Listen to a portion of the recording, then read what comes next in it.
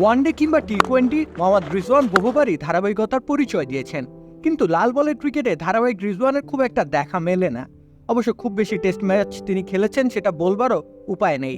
বাংলাদেশের বিপক্ষে রাওয়ালপিন্ডিতে নিজের 31তম টেস্ট ম্যাচ খেলতে নেমেছিলেন রিজওয়ান,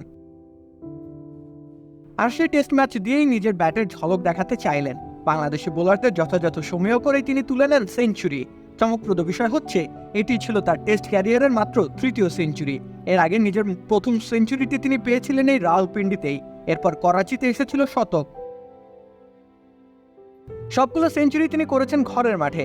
সাধারণত পাকিস্তানের উইকেট হয় ব্যাটিং সহায়ক উইকেটেই 3খানা শতক এসেছে রিজওয়ানের ব্যাট থেকে। তাতে করে চাইলেই প্রশ্নবিদ্ধ করা যায় লাল বলে রিজওয়ানের ব্যাটিং দক্ষতাকে।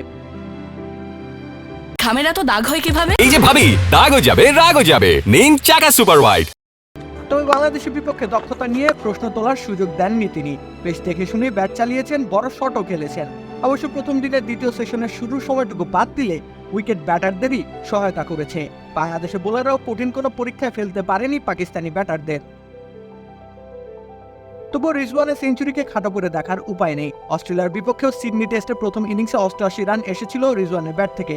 রানের ধারাতেই ছিলেন তিনি, তবে 3 অঙ্কটা ছোঁয়া হয়ে ওঠেনি তার। প্রায় 18 ইনিংস পর তিনি সেঞ্চুরির দেখা পেলেন।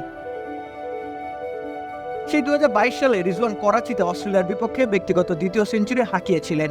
যেহেতু উইকেট কিংবা বাংলাদেশি বোলাররা তাকে ঠিকঠাক চ্যালেঞ্জ জানাতে পারেনি, সেহেতু তিনি আপন ধ্যানে ব্যাট চালিয়ে গেছেন। নিজের ইনিংসকে ক্রমাগত বড় করেছেন অভিজ্ঞ এই ব্যাটার।